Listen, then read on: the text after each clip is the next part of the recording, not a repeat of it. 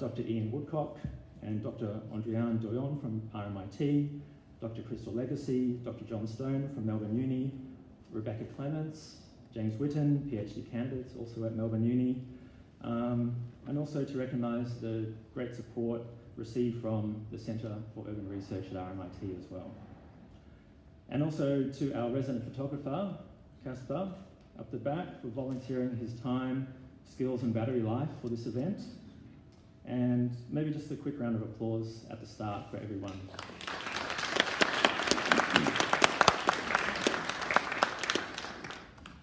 Now, enough from me. It's a pleasure to introduce Dr. Crystal Legacy, who will be chairing tonight's panel. She has been a core part of this talk series and an impressive and important compass for the growing concern about ethics of transport planning into the future. So thank you for being chair tonight, Crystal, and enough from me, and over to you and the panel.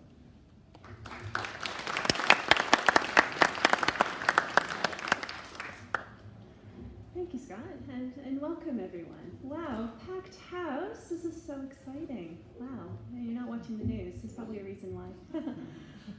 Welcome, and aren't we living in unprecedented times? Or have we been here before? I've seen changes in leadership before. I've been here for 11 years. I have not yet seen a prime minister fulfill his or her full term. Maybe it's me. It's also unprecedented times because are we living in the 20th century? For the first time, for a long time, we have a contest between two major parties, the Liberals and the Labour Party governments, who are proposing two fairly identical visions for metropolitan Melbourne and Vancouver, predicated on roads, toll roads, inner city toll roads. When cities around the world are tearing these beasts down, we're building them up.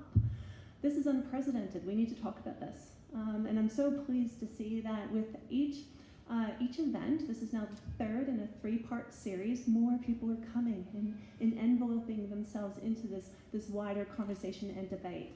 So the focus of today's event is really to lift us up and think about where do we go next. So the first event was to think about how do we fare? How are we going? See, I sound pretty Australian when I say that. How are you going? How are we going? And we're not going very well. So the key questions were raised in that first seminar. Questions around evidence and accountability, and how do we keep our politicians accountable to the evidence, and what evidence counts? It's a key question for all of us. And it comes down to a question of values and ethics. In the second seminar series, a seminar talk, which was last week, we talked about lessons from afar. We had some very provocative and evocative presentations, including one from Dr. Elizabeth Taylor, who talked about the rights to parking. It's amazing what gets people riled up and excited. It's amazing. In fact, she was able to draw the connection between the right to parking and the excitement and energy that encompasses to our right to public health care, our right to public education. And where's that excitement and the passion in those realms? The right to public transport nearby where we live. Where's the passion? Don't take my car parking away, as Liz said, the horror, the horror. We also had a great talk by John Stone, who we hear a lot about Vancouver. We compete against Vancouver for the most livable status. We fell off that pedestal just recently to Vienna. And we were reminded of the importance of governance in democracy, in grassroots democracy, locally based democracy. What would that look like in the context of Melbourne? Do we return back to yesteryear of the Metropolitan Melbourne Board of Works, or do we reimagine or imagine something else? We also had Associate Professor Wendy Seal ask us, what would it look like if we were planning from a position of care and the ethics of care? What would transport infrastructure planning look like in that context, where we moved away the centrality of economics and growth and jobs creation, and talked about accessibility and talked about sustainability from the perspective of the environment? What would that look like? Well, here we are today in the third talk in the seminar series, where we're going to talk about how do we transform practice. What does that look like? How do we transform process? How do we transform the way we talk about transport? That's pretty key. We we tend to focus a lot on what politicians can do for us, what our decision makers can do for us, what our public sector bureaucrats can do for us, but what can we do for ourselves, and how it is that we talk about this. Now, very excited to see that we've had a lot of students in the room. Yay, thank you for coming. We also have some long-standing advocates and campaigners here tonight. We really want to lean on you tonight and hear your stories and what we can learn from the campaigns of the past. And we've got some people who are coming from a different sector, coming outside of planning and community advocacy. And we're very lucky tonight to have an opportunity to hear from them. So without further ado, it is my job tonight to introduce our speakers. We've got quite a few of them, and to facilitate a conversation. So this is really an opportunity to hear from you guys. So start writing down your questions. I am going to do the teacher thing that I do, and that is hopefully get questions from every reach of this room. So do write those questions down. But before I engage in that discussion, I'm going to invite our speakers. So as I introduce you, I'm going to invite you to the stage and take a seat on one of these comfy chairs. So the first panelist is Zoe Goodman. So Zoe is studying a Bachelor's of Environment and Society at RMIT. She is a legally blind woman who advocates for accessible sustainability. She was awarded RMIT's Environmental Thinker and Achiever Award in 2017. Congratulations. And she is currently working with staff to develop a different abilities space on campus, which is incredibly exciting. So welcome, Zoe.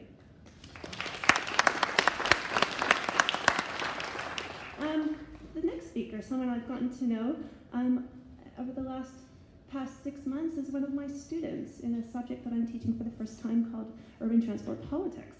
So Abraham Aluka is in his final semester of study before he graduates from the Masters of Urban Planning from the University of Melbourne.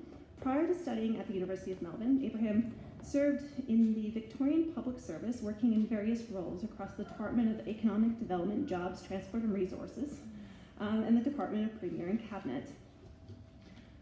After graduating from his undergraduate degree and a Bachelor's of International Relations at La Trobe University, Abraham lived in Taiwan for 2 years, and he also learned Mandarin. Fantastic. Welcome.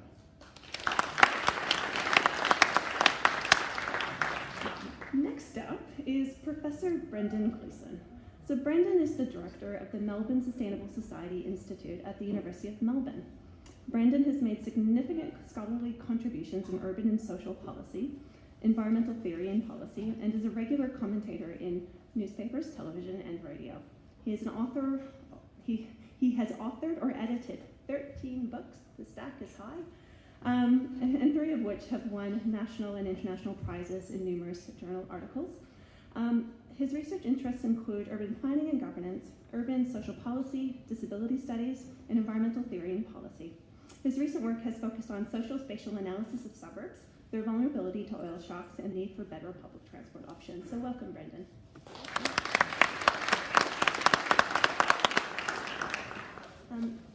Dr. Andrian Doyon. Andrian is a lecturer in sustainability and urban planning at RMIT University. She completed her PhD at the University of Melbourne and her master's and bachelor's degree at the University of British Columbia in Vancouver. Prior to pursuing her PhD, she worked as a researcher and planner in Vancouver. Her research and teaching interests include urban governance and planning, urban experimentation, sustainable housing, and justice. She's currently writing a book with Dr. Travis Moore titled "A Transitions to Sustainable Housing?" Progress and Prospects for Low Carbon Housing Future. She is also a member of the Creative Spaces Working Group with the Department of Economic Development, Jobs, Transport, and Resources. So welcome.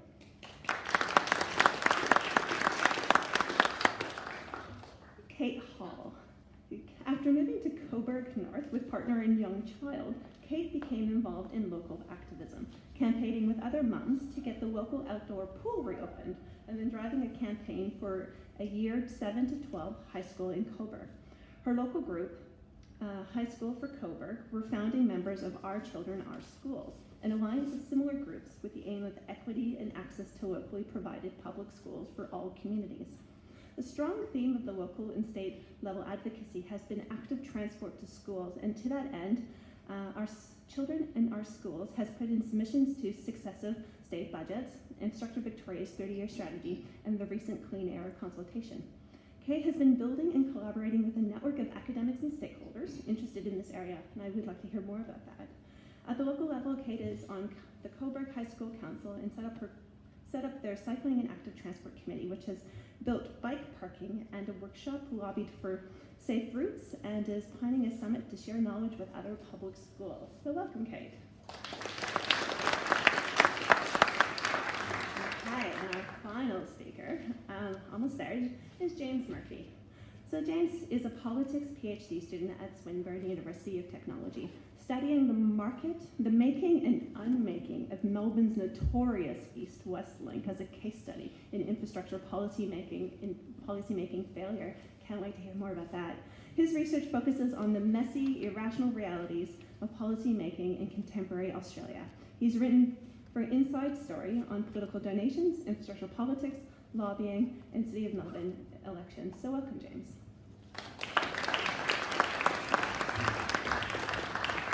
This is where I get to take a seat too.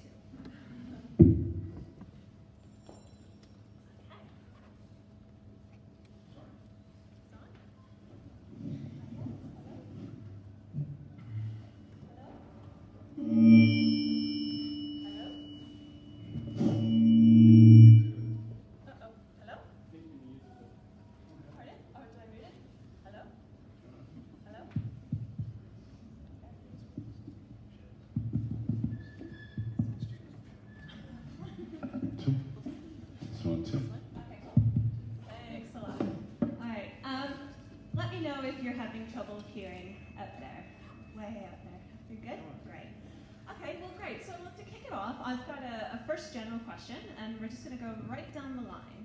And that first question for me, for you, is, sorry, to find my notes. What would an ethical approach to transport and transport planning look like within the context of your respective fields and interests? In a short 30-second response, what would that look like for you? So, Kate, we'll start with you. Oh dear. Well, I suppose with my context it would be listening and collaborating with all levels of government, the bureaucracy and the elected representatives. So listening, I tend to agree. Fantastic. Abraham. Wow, it's really loud. I guess from my student perspective, something just based on what I've learned over, I guess, the course of my degree is having transport planning, having the values of transport planning change from it because currently it seems to be about economics and productivity and competition. So looking at changing the discourse to something that's more grounded in social justice. So how can transport planning be designed to encourage access, for communities that don't currently have access to transport. For example, outer suburbs, Melbourne, as a case in point. Zoe. So in my context and in my studies, I would just say it would be accessible and sustainable. Accessible and sustainable. Yeah. Short and sweet. I'm going to follow up on Zoe and I guess focus on sustainable or the environment. I think a more ethical understanding or perspective of transport planning would be not just, as Abraham said, thinking about it from an economic viability or an economic context, but thinking about it from what are people getting out of it. So if we think about it from a social justice perspective, but also what sort of impact are we having on the environment when we're thinking about this. So we should always be asking ourselves what sort of impact are we having? Are we creating a positive impact for people? Are we limiting the negative impact we're having on the environment? And are we doing it through good governance? Are we listening? Are we thinking about multiple facets of our society?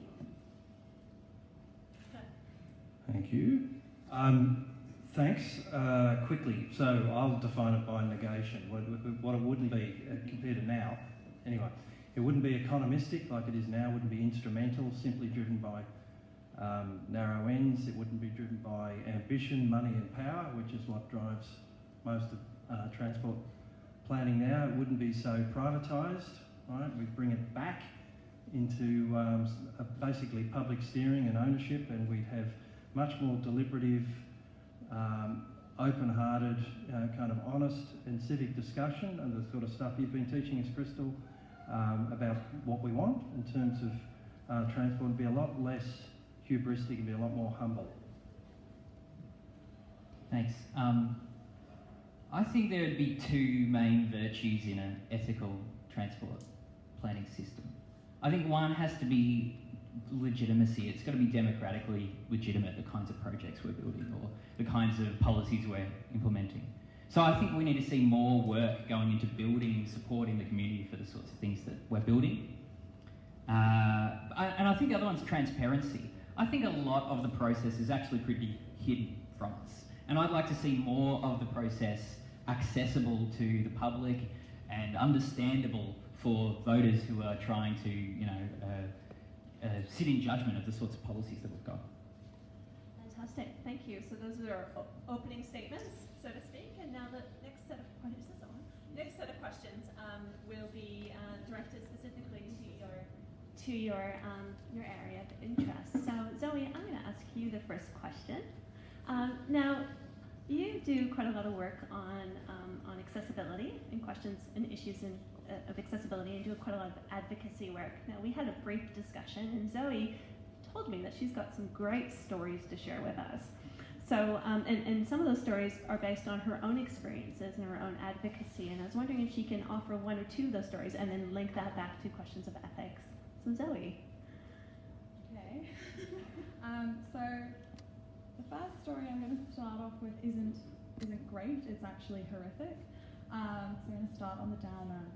So in Brisbane, there have been two horrific cases recently with people in mobility scooters being taken out by buses, turning corners too quickly. One woman, she was just on the corner of the street, she was waiting to cross, and the bus came by so fast around the corner that it knocked her 100-kilo mobility scooter off, out of balance, and so she broke bones, and she had all of these issues because of this bus going around the corner too fast. And another story was of a man who was on the bus with his carer, and again, the bus was traveling way too fast, and his mobility scooter also started shuddering and fell over. These 100-kilo machines that are being, falling over because of our transport system. In Portugal, though, here's where it gets exciting.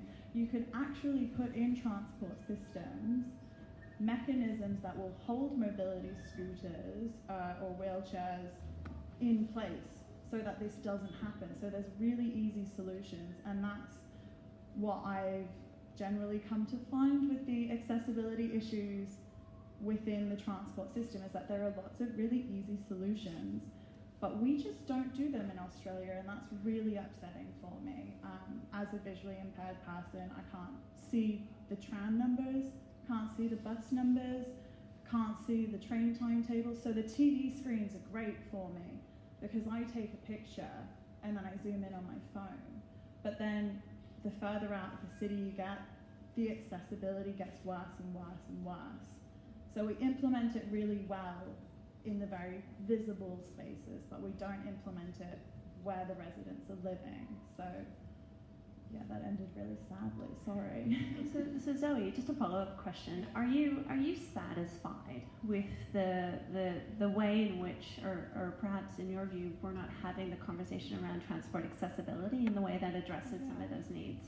Yeah, we're not. And it's like this movement has been going on for over 25 years. People have been locking themselves onto trams in Melbourne to say, this isn't accessible to me. You need to do better because I can't access this, and this is public transport, this is to get everyone around, and still we have these long-standing issues that the transport system doesn't necessarily take into consideration all of the time. Well, I think we'll draw on that as we move on to talk about, in terms of how we might transform our thinking around transport, how we might introduce in a more explicit way conversations about accessibility. Absolutely. Abraham, the next question is for you. Now, I taught Abraham, he's one of my brightest students. The bar is high, guys. And one of the things I know about Abraham is he's interested in advocacy. And I'm interested to know from you, what has prompted that interest in advocacy, and what is it that we might do to get others interested in advocacy? Yeah, so I guess like something that I see as like a glaring problem with transport planning at the moment, just like a structural issue at the moment, is I guess sort of going back to some of the preceding points that we discussed based on your first question, is that yeah, a lot of the time, you know, transport planning is based around you know, how can we like build the economy, you know, how can we help out corporations? Often like you have big corporate interests behind like a lot of these like transport planning decisions, and you know, transport can be used as, I think, an important tool to encourage greater social equity throughout society. So I guess from my perspective, something that I, you know, am really interested in is this idea of how can we change the discourse around transport planning. So currently the narrative is very much organised around these assumptions of, you know, let's build like this city-shaping infrastructure piece because it's going to encourage, it's going to help like these corporates, you know, like often the argument, often like the language is around, you know, how can we help these corporations, or how can we increase productivity by increasing, like, reducing congestion by building more roads. And as we know, it's like a circular argument, like we're stuck in this circular argument of, you know, building more roads to help the economy, to reduce congestion, but essentially all these like aspects are constantly just like, you know, building. Like congestion, for example, is becoming more of a problem. So, you know, how can we like change the narrative around that and like have transport planning decisions based on, you know, things like social equity, which I think is, you know, I think something that you need for a, you know, a decent society. I think that's fantastic. So changing the narrative, and I find it so pleasing to see so many people here tonight who are interested in that very question: how do we change the narrative? And I think the conversation around ethics allows us to open that up a little bit further. My next question is for Adrian. Adrian, I know you work in the space of resilience and transitions, and you've been doing quite a bit of writing in that space. And I'm wondering whether or not you can kind of speak to the connections between resilience and transitions as it relates to transport ethics. Yes, I feel like you've given me like an essay topic. I did. It's just, That's what I did. relate this theory and this topic. What do you think about it?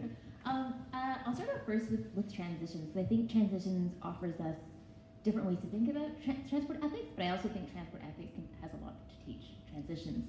So sustainability transitions is a particular sort of field of research, and a particular body of theories that is interested in studying and influencing the speed of change towards a more sustainable future. So people either are studying past transitions or they're trying to influence current transitions. But at the end of the day, the goal is to create a more sustainable future. And so they look at different mechanisms and different approaches, be it through a technical system or through a governance approach to make that happen. So they're really interested in that, right? The whole point of being of that sort of area of thinking it is we want change to happen, and we want that change to support a more sustainable future. That's what it's all about, which I think is really important to kind of keep thinking about. We're not just talking about the problem, we're actively trying to do something about the problem and make the world better. That's at its core of this area. But what transitions doesn't do very well is ethics. So I was at the International Sustainability Transitions Conference in Manchester in June of this year, and myself and Steve Williams, who's at the University of British Columbia, we presented a paper on called The Just Systemic Transition. So we were proposing to the transitions community, hey, you guys probably should think about justice and ethics. You're not doing it. We tend to think about in transitions that we need to get to the more sustainable future almost at any cost. Like we need to make sure that we are doing better from a sustainability, often from a much more technical perspective. But are we wanting to create a more sustainable future or a more sustainable and just future? Well, you know, people are part of this future. So instead of sort of thinking being more sustainable at all costs, we're going to have winners and we're going to have losers. And there tends to be this focus on technology, but also there's economics involved as well. So we were really trying to sort of encourage this community of academics and practitioners that people mattered. And we needed to think about values, and we need to think about ethics. And we need to think about how a sustainable future that isn't just isn't where we want to be.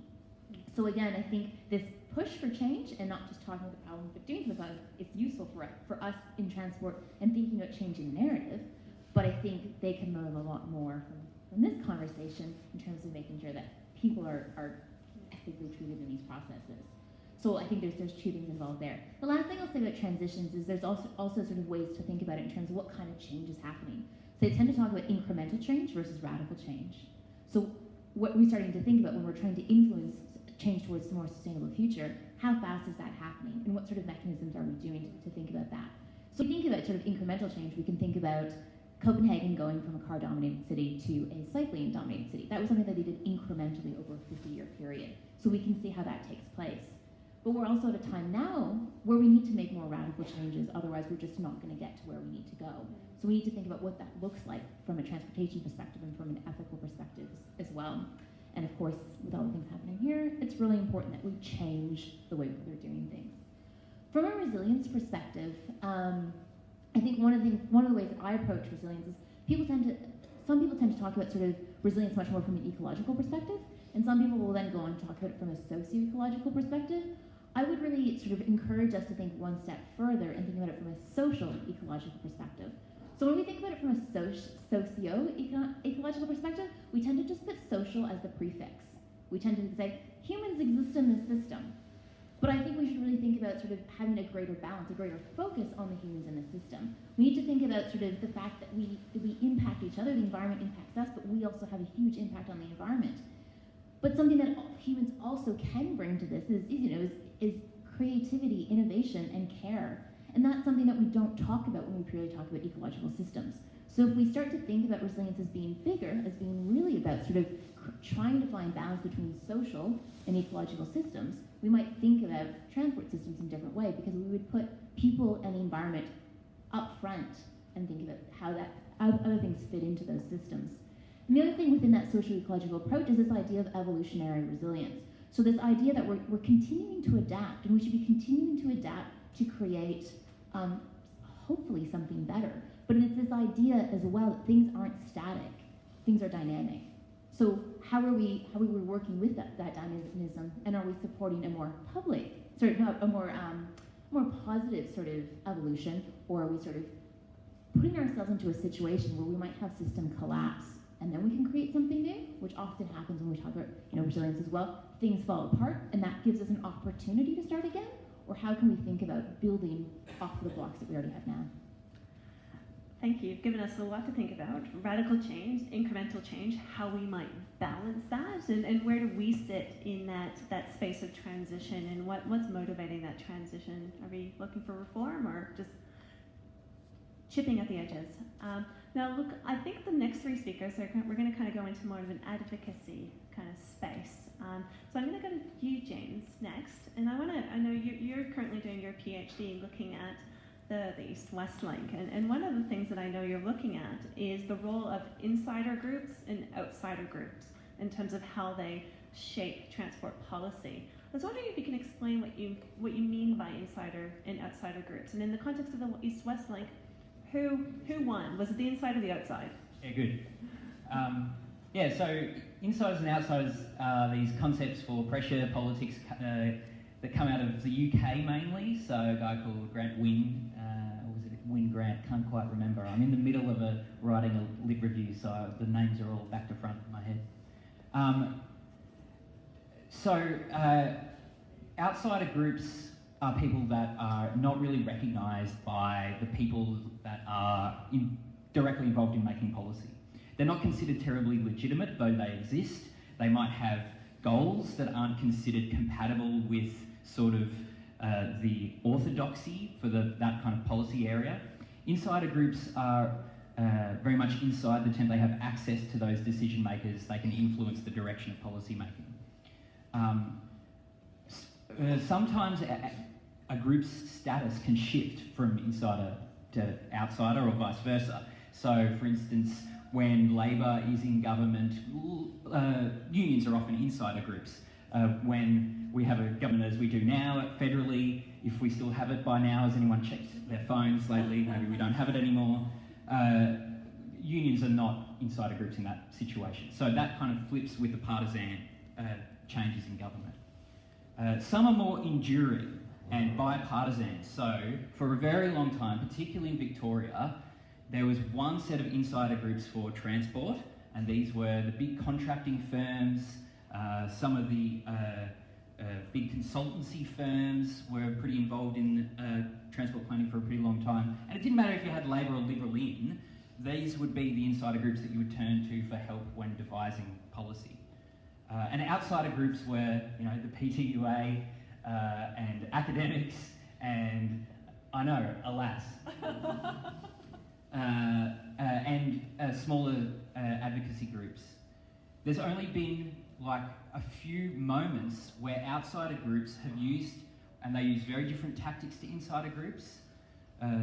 They've used stuff like direct action and advocacy in particular sorts of arenas where there aren't so many rules and where insider-outsider status doesn't matter so much, to try and shift the conversation and build up enough kind of power to still influence things despite their outsider status. And I argue that East-West Link is a case in point of that, where outsider groups manage to kind of wrangle East-West Link out of the hands of insiders to turn it into a kind of more fluid debate. How exactly that happens is something that I'm working on in my thesis. But, so I haven't got a good answer for that yet, Crystal.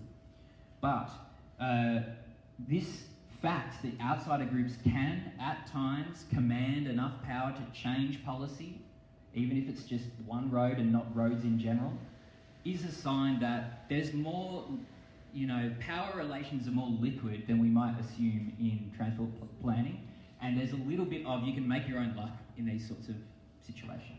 So. Thank you, James. That raises for me a series of questions in terms of windows of opportunity. Yes. When we might be able to read as a collective, whoever is part of that, when our opportunity is to strike if you're working from the context of a community group or context of an academic sector or somewhere else. So it's very interesting. I'm sure we'll probably return back to that.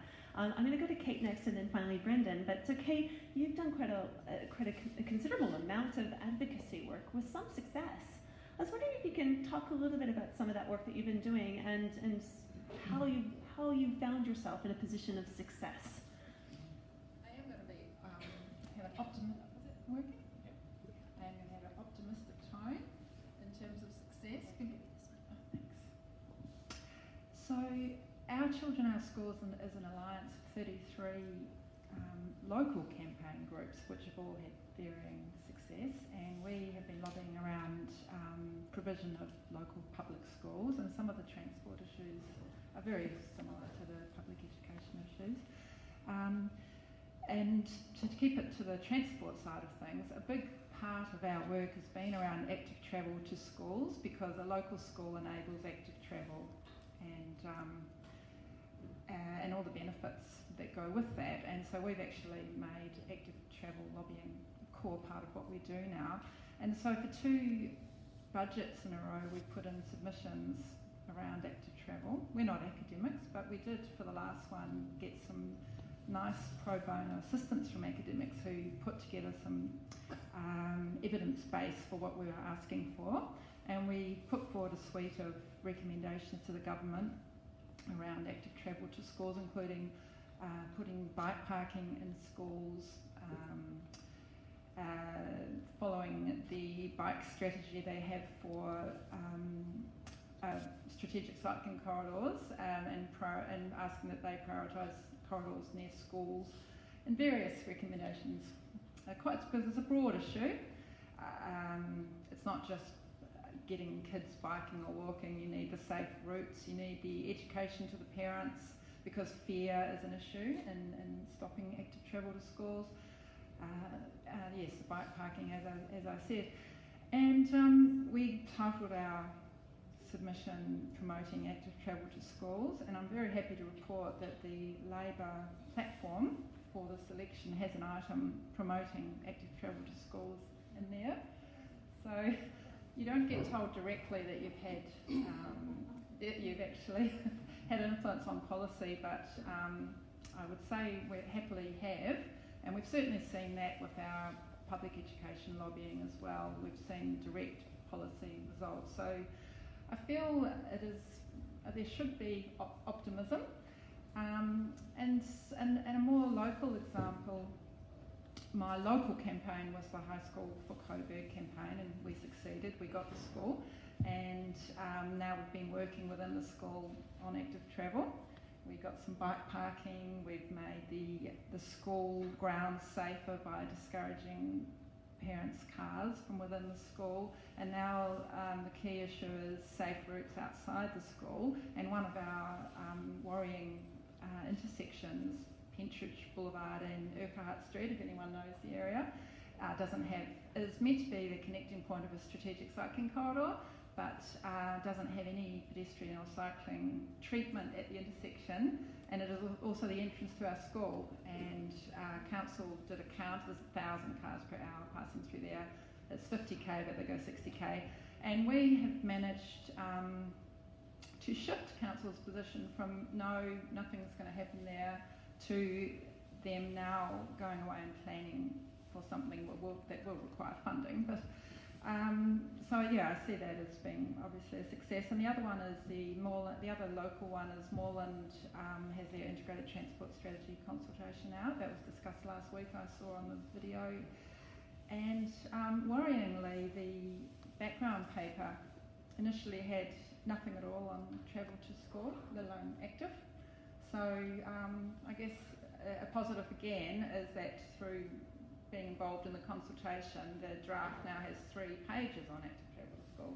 So it is very possible to influence policy. I have found you do need to work with the bureaucrats and the elected politicians, and just build the relationships and the conversations. So Kate, just as a follow-up question, what has motivated you to get involved in the first place? What prompted you, or is it just in you to be an advocate? Fairness, I would say. That provoked you. You wanted fairness. Okay. Well, I might switch microphones. Both seem to be working equally. Brendan, we're now going to turn to you. Now, I'd like to ask you a question and kind of dig into your past a little bit when you were up in Brisbane. And I know you've done quite a bit of advocacy work while you were there. Campbell Newman, I believe was the mayor at the time, was proposing toll roads.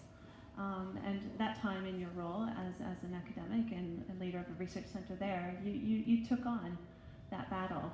You established a platform and you seized it. I was wondering if you could tell us a little bit about that experience and what are some of the lessons from that time that we can draw on in terms of our work here. Thanks for that question, Crystal. Is this being recorded? Yeah. It's a serious question. Is it? Yeah. Yes. Okay. Well, I'll take that. All right. So that was a pretty dramatic episode.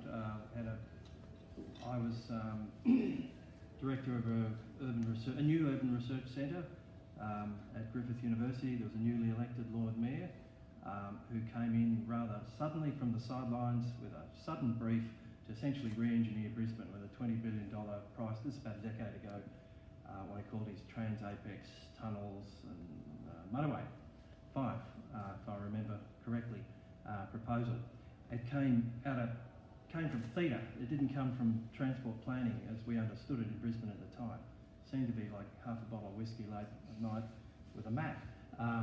That's what it seemed to many of us. So I had been appointed expressly by the Vice-Chancellor there at the time.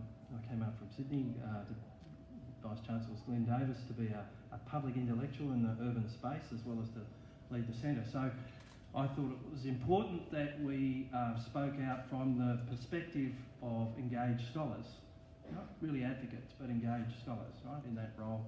I had also just been appointed the chair of the Brisbane Inner City Advisory Committee, which is a joint committee of the council and the state government to oversee the planning of the CBD and its environs. So I had this split role, right, and I took that on, and I was appointed expressly because of who I was at Griffith.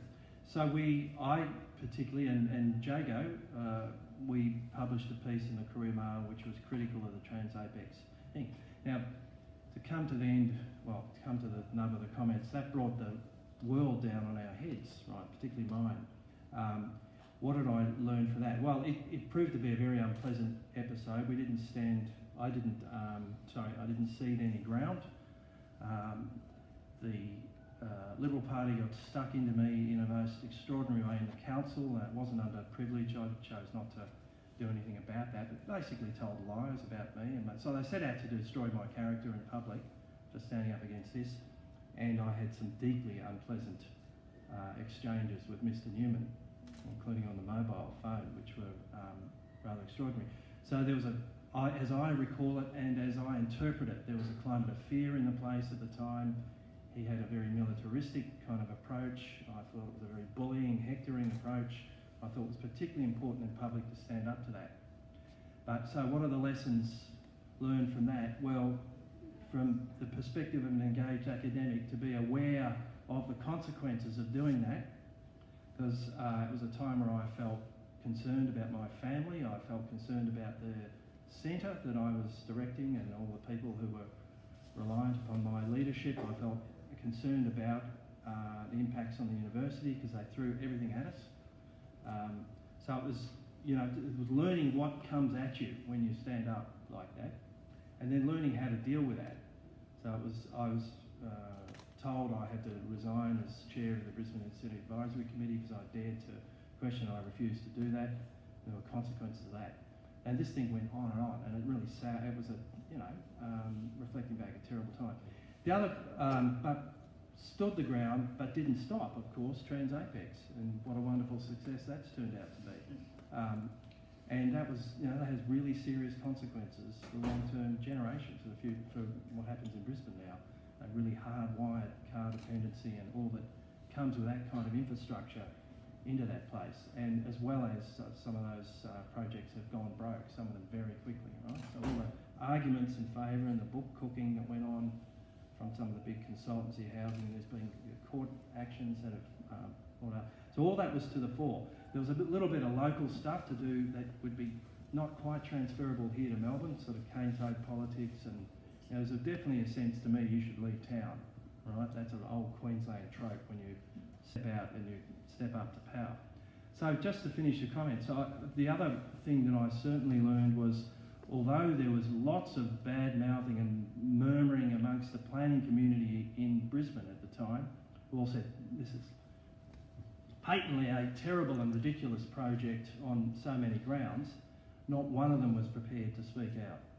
And I never quite got that in the beginning. I got a bit moralistic and hand-wringing about it, but then someone took me aside once and said, mate, everyone, it's a largely privatised planning community, as it is everywhere now, and everyone is going to benefit from this TransApex project in some way, right? And no one's going to speak out. And Pia didn't say a thing. So, again, it's back to learning. There's no poor me in that. I'm glad I went through the experience, and I'm glad we did what we did, and Jago was part of that there at the time as well. But it's been very wide-eyed about, if you stand in front of the Tunnel Industrial Complex, or you have to understand what the consequences are, because it's, at the end of the day, it's got nothing to do with planning. It's about money and power. Deeply about that. Well, it's more than that, of course, but it's a different kind of worldview, to be honest. So you have to understand the political economy of what you're getting yourself into. Thank you, Brendan, for sharing that. That raises a whole suite of questions for me, and hopefully, no doubt, for you as well. And one of the themes of that's cut across the series has been how we might create a space where we can support different forms of advocacy that can kind of chip away at questions of an ethical sort of behaviour in the transport space.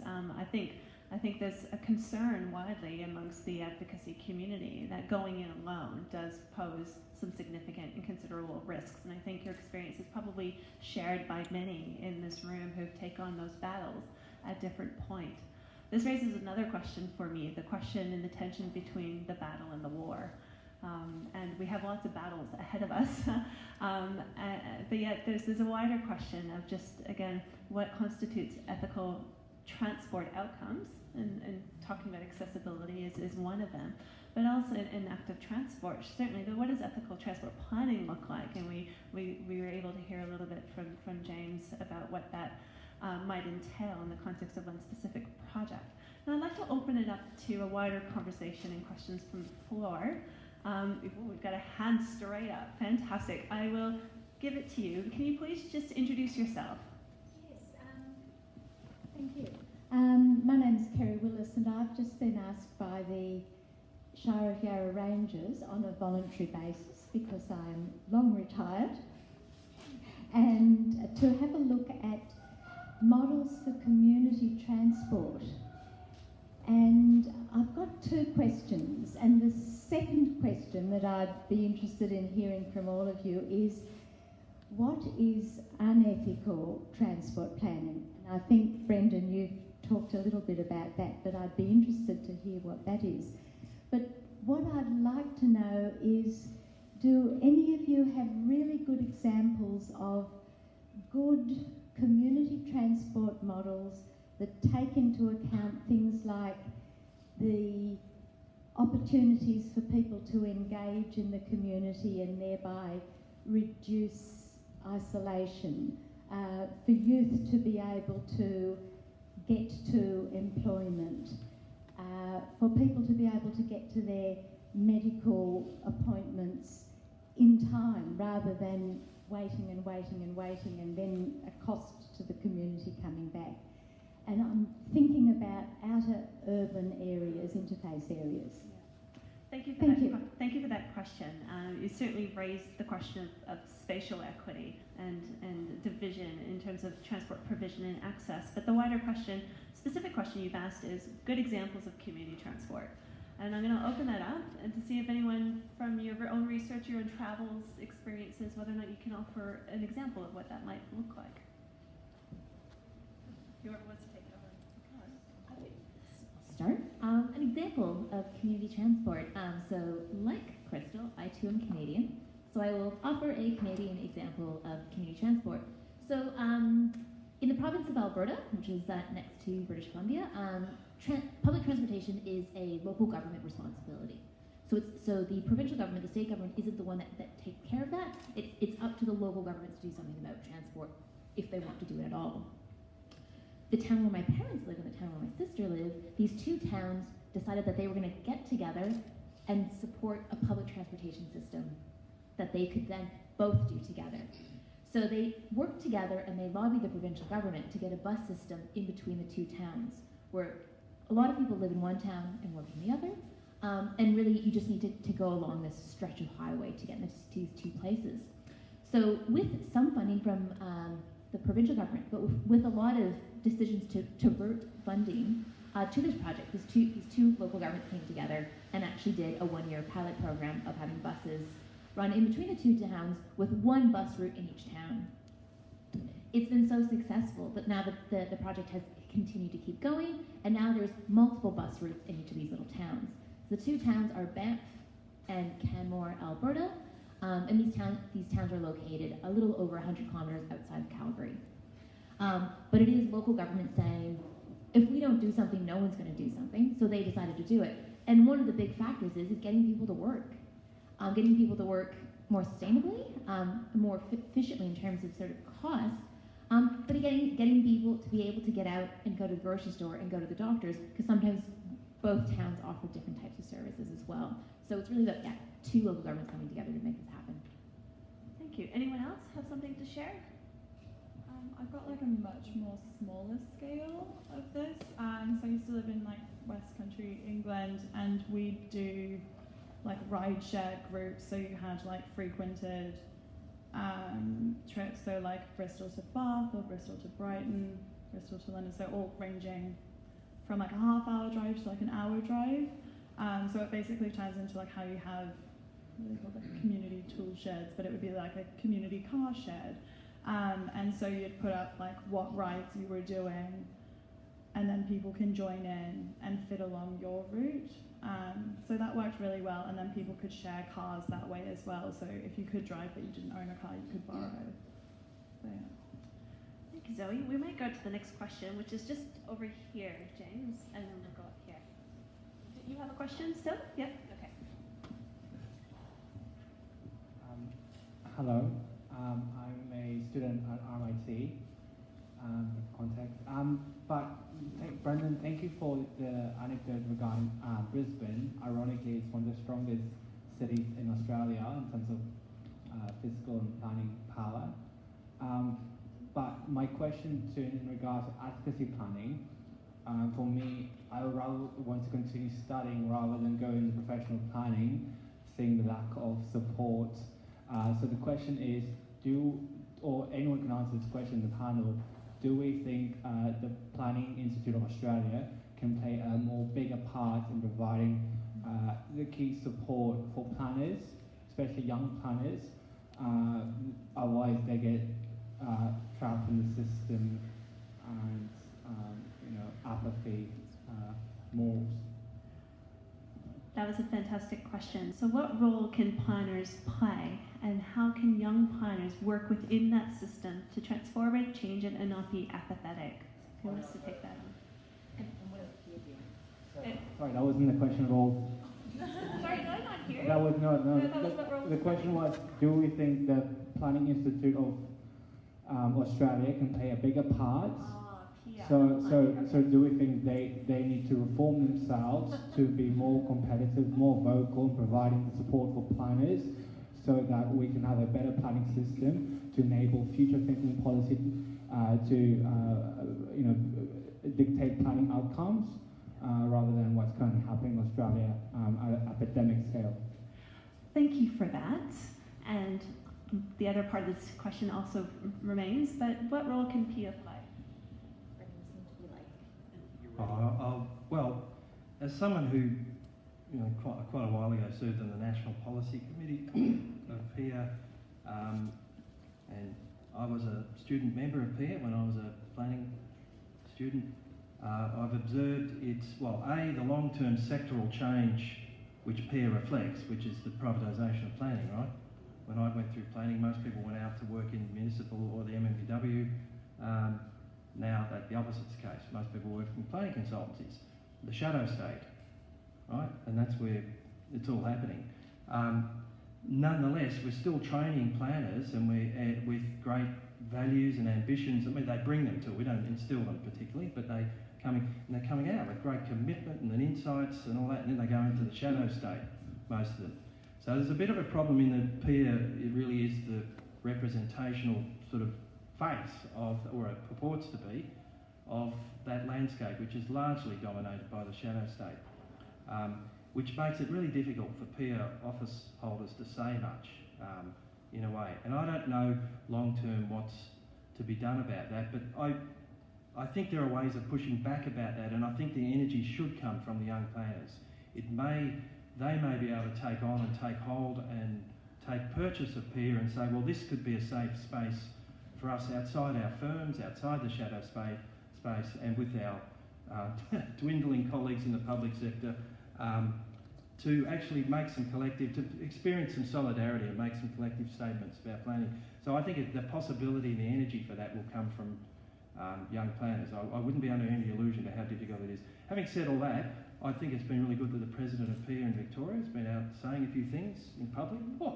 I can tell you during some of the disputes, and that was the one I told you about was only one of many we had, they was absolutely silent during all of that, and that was a difficult thing. But I think the energy from the younger part, and there's an idea that could be a place where they could inscribe, instate and organise and build some solidarity that takes the heat off them as employees in private firms. I think there's real possibility for that actually in PIA. So can I just get Abraham, as someone who's a young planner, what are your thoughts on that question?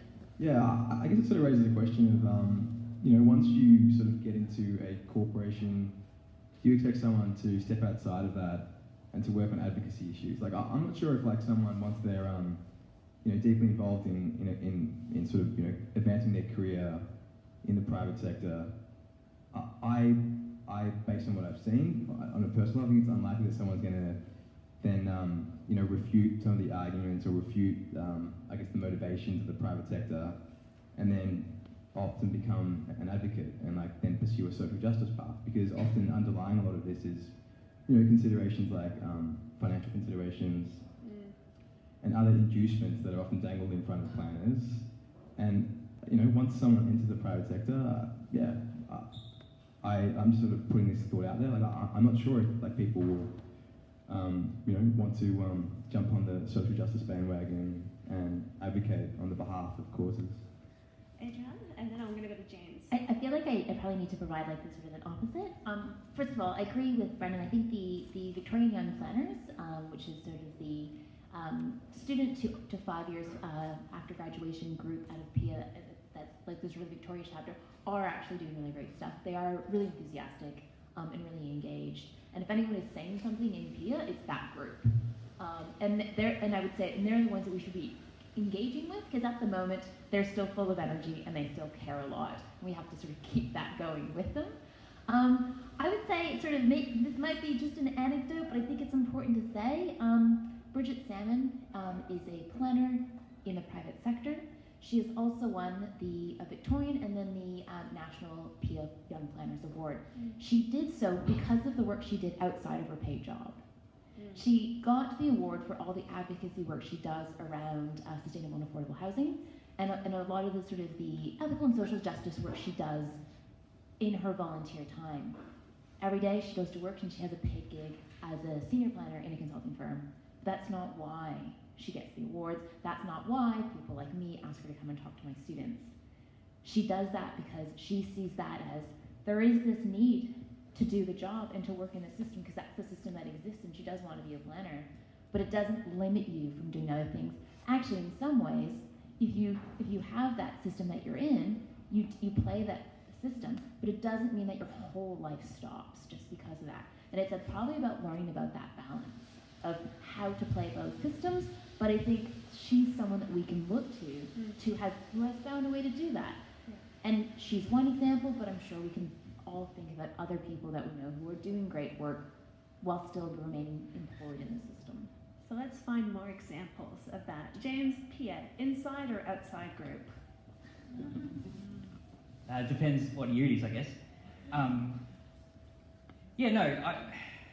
It's doing the insider thing, and very much what Brennan was talking about.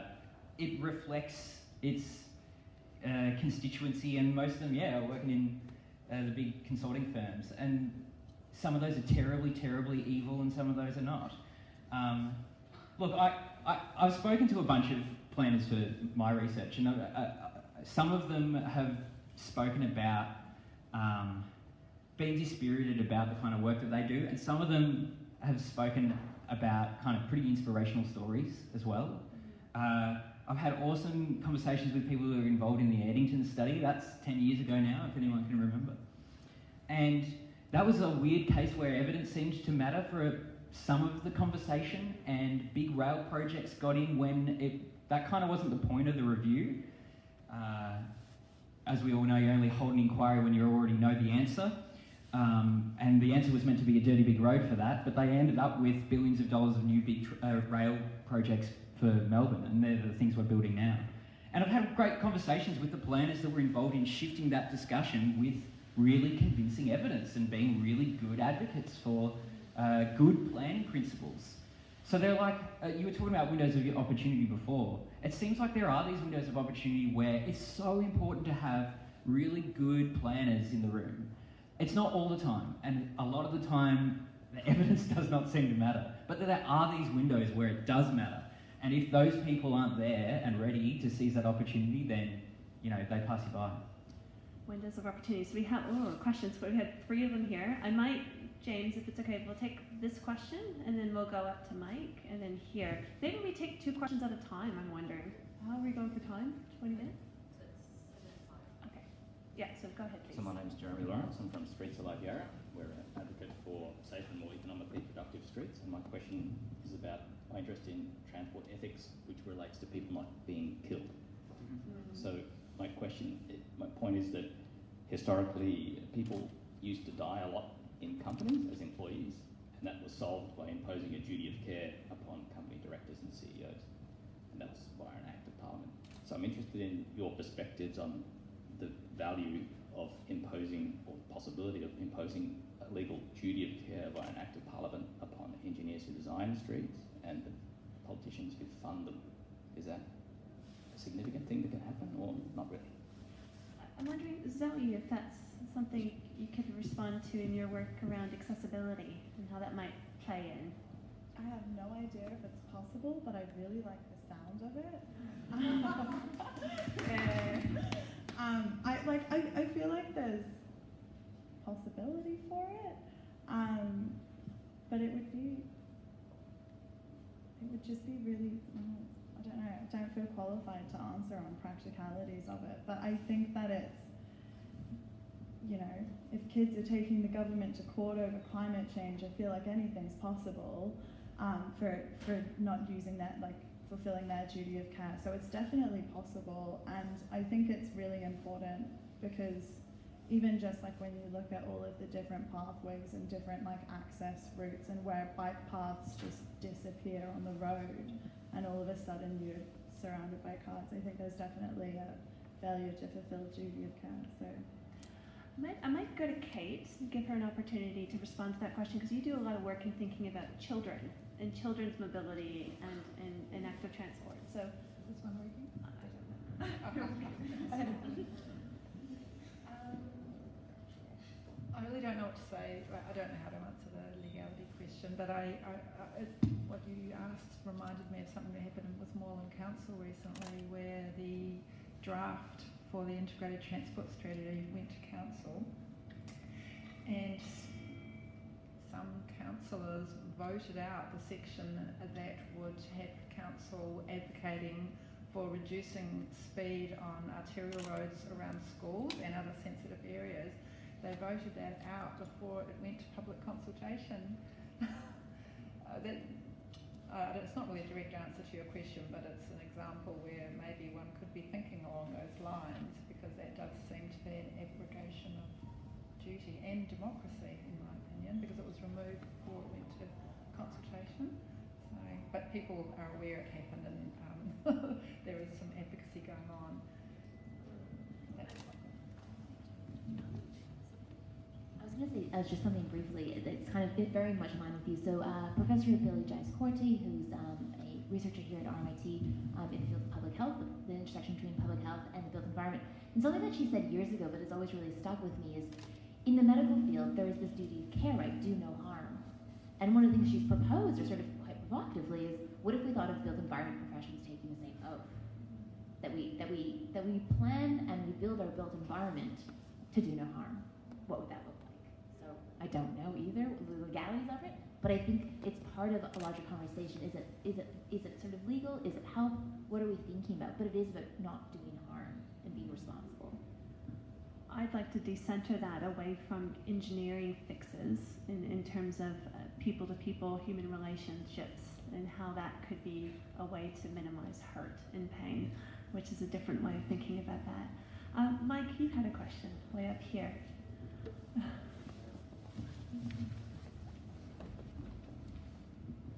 Hi, I'm Mike Collins. I work at Moreland Council, but I'm not representing them right now. I also do a bit of teaching at the University of Melbourne. I was actually just looking at PIER's website, so I had a question about PIER, but I'll leave that. I was scanning PIER's website for any kind of sense of there's any mission for equity and justice or whatever, but anyway, I'll keep looking, but there isn't. I want to talk about whether, if we're going to do ethics in planning, if we're going to do justice, social justice, if we're going to do look at equity, are we training planners to do that? Are our education institutions such as here, such as Melbourne Uni, etc., actually giving people the skills to do the necessary complexity when you're taking kind of an ethical or justice framework onto kind of built environment and what people do with it? It does require a lot of cross-disciplinary kind of knowledge, thinking, and it also, in terms of research and data, it requires the type of knowledge and kind of innovation in using it, which I don't think is often being kind of taught, to students. So I'm just wondering, there's a few here very connected to universities, whether you have a view on that. Abraham has a view. As a recent student. Yeah, I guess as a student, it's definitely something that we are taught, and something that we constantly come across throughout our studies. But it's not something that we have not something that sort of is conducted through a specific subject. So I think maybe that's something that should be considered, because I think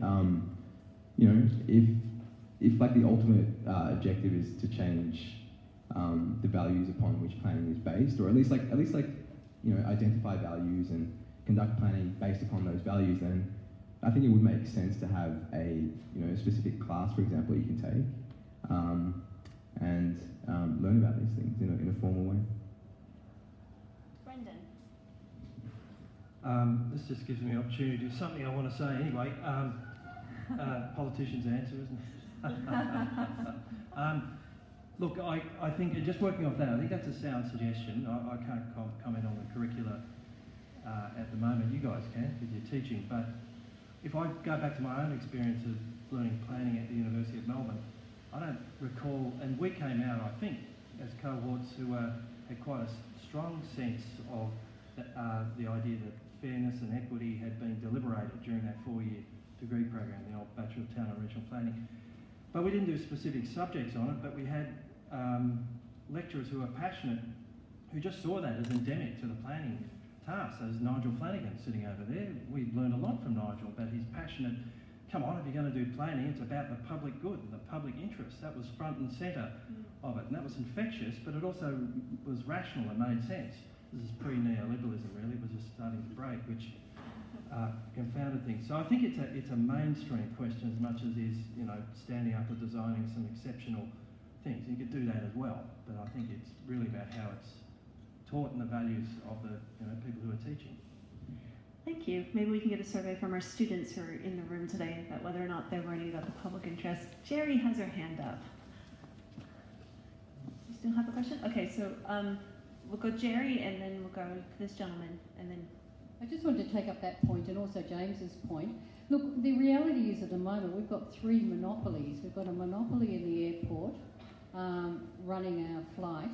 We've got a monopoly of Transurban running our road systems, and the monopoly of the Port of Melbourne. Now that's our transport system, so that's neoliberalism writ large. As the Secretary of Inner Melbourne Planning Alliance, we've had members on our exec team who've taken up jobs as planners and been instructed that they have to then resign from a post of a not-for-profit community effort, and also they can't be members of PIA. Now that sounds to me like, your rights as a planner, as a professional, is compromised. So when do you draw the line? I'm asking the question of everybody, when do you draw the line? Now Brendan drew the line for him and Jago in Brisbane at some risk. Yes, there's risk. We've seen risk with Paul Mees, that he experienced risk. Jane Jacobs experienced significant risk. But do you lie down and say, it's okay, roll over me, I prefer the shekel, I prefer the 30 pieces of silver from my crummy wages, or would I prefer to stand up for a society that I believe in, that's actually got sustainable principles and equitable principles? I think it's as easy and simple as that. So Jerry, rather than and thank you for that, it was very good. You still have the microphone, or you do have more to say. What I'd like to do is use that as an opening to have a conversation about transformation, about what we do moving forward. But before we do, this gentleman here has had his hand up, and I've missed him a few times, so we're going to give him the microphone next. Thank you. I'm Robert McLean from Shepparton, which is a car-bound city where the car is king. To suggest anything else, you almost run out of town. I'm bursting with questions on my own. How do we change the conversation? The other thing I want to mention is Zoe was like on the train today coming down. There was a lady looking after 4 disabled people. She had to gather them at the door to make sure when they pulled up at the station, they all got off, because I heard them say to one of them, we left someone behind at one of the stations. So there needs to be there needs to be some sort of way to stop the train while they get off. So I don't know what the answer is to that. But I'm also keen to know how we change the conversation from the car thing to some other way of getting around. Zoe, do you want to respond specifically to the latter part of the question? Yeah, I was on the train the other day actually, and a guy, his solution to that, well, it was a very different solution. It was a man in a suit with no dependents, but he hit the emergency button because he had gotten on the wrong train, and so the train had to do the emergency stop so he could get off and get the right train. But unfortunately, I don't think there's any other mechanism apart from pressing the emergency button. So we've had 2 questions that I think are related. in which I want to return to. We've got about 15 minutes. We also have another hand that's just come up. So can we hear your question? We'll give a microphone. Yeah. We've got so many of them. Let's see if we can bring the questions all Yeah, together. I'm Joan Staples. I have a relationship here with RMIT, but outside where I train advocates in the environment movement, and I'm interested in what I've been hearing here, and I'd like to move outside the planning framework as to what we look at in terms of society general and moving them. And I think that we hear from Kate's story is wonderful about mobilising people and how the effect that can have on elected people at various levels of government. Brendan's story reminds us that, and the comments above remind us of the power that currently we are locked in, that is actually stopping us moving forward in relation to our transport. And so my question is, how do we move so that we actually have more power within the community, that the community is speaking up? Because that's the way, the only way, that we're going to break some of that power that those powerful economic forces have over our elected representatives. So how do we get down to moving people? Thank you, Jane. No, that's really great. All three questions are related to this wider question of transformation. And we were having a conversation before meeting today around what are the seeds of transformation? What are our opportunities that are available to us?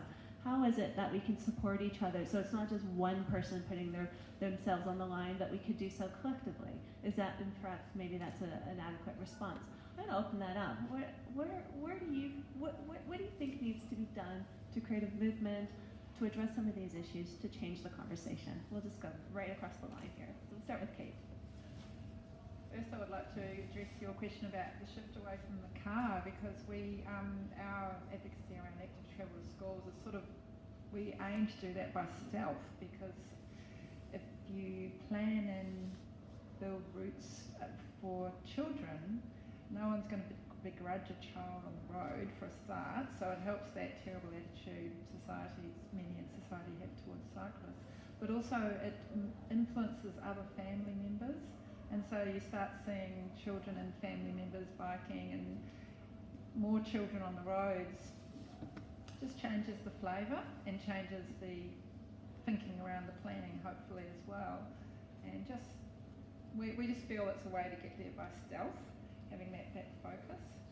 But in terms of power, I think building relationships is key, because I think in the things I've done alone and in a group, it's been building relationships with each other and decision makers, and always the two wings of government, the bureaucrats who can be very strong allies, and then the politicians. Speaking of allies, I went to a forum for active travel to schools that was for council officers specifically, and it was very encouraging. The people who'd come from all over Victoria who were passionate and working hard about this, some of them as guerrillas on the inside of their council. So governance is an issue, and mechanisms for how things are done from above are issues as well. But in terms of us in society, I do think it's building relationships. Yeah, I guess sort of wearing the student hat, based off what I've learned. I guess to your point about, I guess the current system and being locked into it, and like what we can do to, or what sort of movements can spring up, I guess, to try and change the system. I guess going to neoliberalism as the current political economic structure. Paradoxically, with things like the East-West Link, and I'm sure Crystal and James can speak to this. It sort of, because the political process was so, because the public was so locked out of the political process, you often see movements spring out of that. So often, the political process is displaced outside of the structures, because the structures themselves don't allow for political contests. And I think maybe what we're seeing now is, we're seeing movements spring up outside the system, often made up of a coalition of different groups that have all disparate values, but are sort of united together in against sort of this road culture, against this corporatist culture, And maybe, I don't know, maybe that in itself suggests that there are changes afoot, and maybe the changes are coming from outside the system in response to the system. I've forgotten the question. It's a big one. It's a big one. It's a question about changing the conversation, transformational change, how we start a movement, how do we put ourselves forward. I've been at uni all day. I've been here since 9, so yeah. You're doing well. Yeah, I think for changing the conversation, what I've found most beneficial to do that is just to talk with whoever's in your community and like what do you need, and like form those relationships and create your own alternatives, because then once you hold the solution, you hold the power, and that flips the script, and that has allowed that allows for change and allows you to determine the rules and the parameters, and it's not always effective, but it can be. So my brain is dead.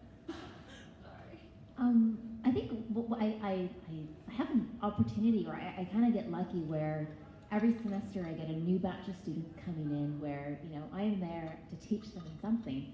But also, as Brendan said, it's also an opportunity for me to sort of have other conversations or side conversations in addition to sort of that core sort of content we teach in a syllabus or a particular sort of curriculum. So for me, that's an opportunity to have conversations and to try to flip the script, or to try to challenge the conversation, or to try to encourage people that they might have more power than they think. And sometimes these conversations are really challenging in course. Last semester, I got my students to read David Harvey, as you do. And it was incredible I'm looking at one of the students who's in my tutorial right now. It was incredible how the tutorial split, where some people were so inspired that they were like, yeah, the whole 99% thing does matter, doesn't it? There are more of us than there are them. Why aren't we doing something about it? And then you had the other half of the room that were like, dirty hippies, stop talking, nothing's gonna change. This is the system, learn to work in the system. And it was fascinating to see this conversation take place, and for me to just sort of sit there. There are sometimes it's not as sort of, conflicting and dynamic, but there are opportunities where we can integrate different conversations into the way that we have conversations with neighbors, with potentially like-minded people, or completely dislike-minded people, and I have the opportunity to do that with students. I see how can I be an advocate, or how can I be an activist? For me, being a teacher allows me to do that. So I think we can offer different ways to see the world through the way that we teach them, and I think that's a really important opportunity for people to see things differently. Thank you. Look, I think in terms of the transport system, the questions you guys asked, you're asking more generally about environment, but in terms of transport, I think that the most important and strategic places for fracturing and changing, something that feels monolithic, but which at the same time is disadvantaging a lot of people, is, you have that parallel universe problem, is in those constituencies that are disadvantaged. So if we bring it back to transport disadvantage. In Shepparton, we know, they correlate social disadvantage and transport disadvantage. They are not advantaged by a motor car-based, focused system. So it's a matter of, and they are often spatially concentrated. There's a geography to that, So it's not quite a perversity, but it's a fact that most of the activism and advocacy comes from places, communities that are transport advantaged in the first place, in a relative sense. So I think the fracture point and the place to organise, and this is something Paul Mees used to say as well, is in those communities that are disadvantaged, transport disadvantaged, and try and change the conversation there, and and start to encourage them to refuse that sort of mantle of acceptance that things can't change. So it's about organising in those places, and here in Melbourne it's getting out to the suburban edge.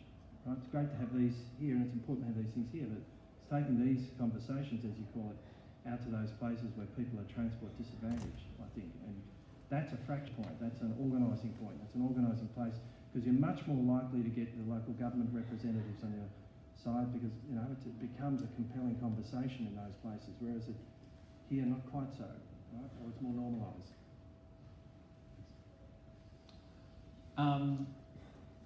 I think I want to almost talk about where you go once you've got some friends to talk about this, right? Once you've got your movement, where do you go?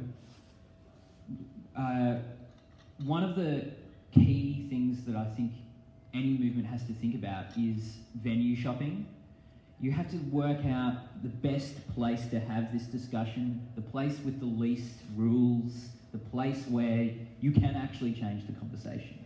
So if you going into the minister's office to say, please, minister, can we have a better transport? But like, that's not the place, right? This is not the place where, as an outsider group, which it will be, you have any kind of playing advantage.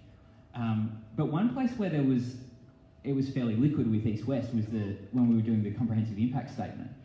Suddenly, a lot of people that don't normally get a say over how policy gets made got to project and broadcast, views that were not normally palatable.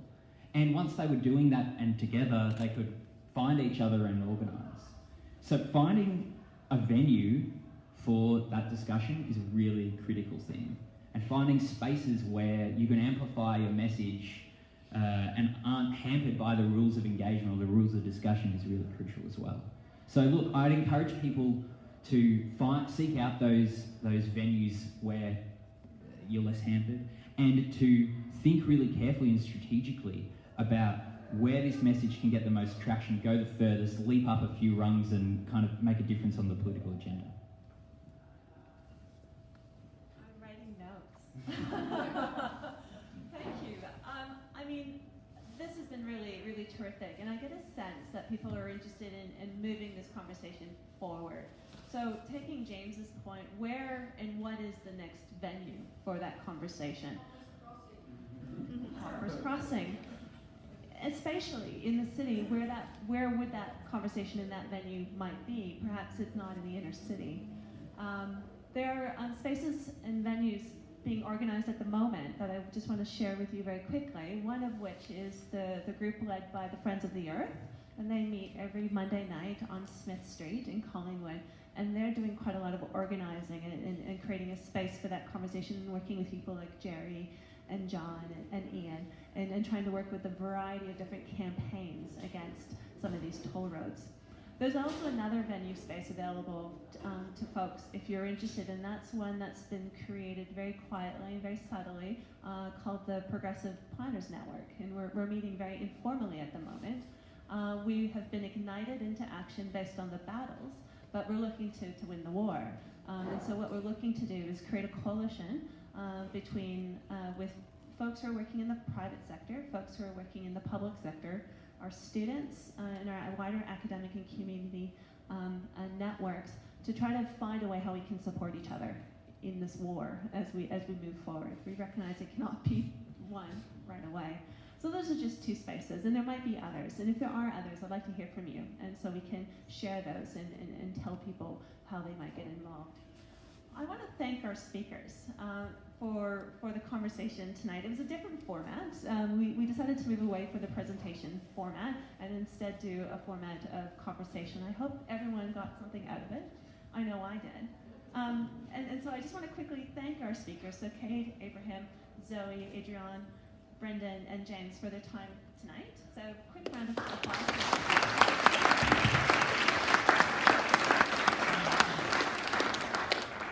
There are a few other people I'd like to thank. Certainly the organizing committee, and they were thanked earlier on, but I want to thank specifically James and Rebecca, who've been working tirelessly. They look exhausted. And so please say thank you to them for organizing a fantastic meeting. And I just want to underline one of the things that we wanted to achieve in this forum and in this discussion was to get different voices into the space and to kind of break it open a little bit in terms of how we might talk about transport. And I feel we've done that today. And I really appreciate the different perspectives that each one of you brought to the discussion, and also the folks who were part of Seminar 1 and 2. So if you're interested, there might be a few of us going out to Captain Melville for drinks. You're very welcome to join us. But thank you also for taking the time to participate. And a round of applause for you.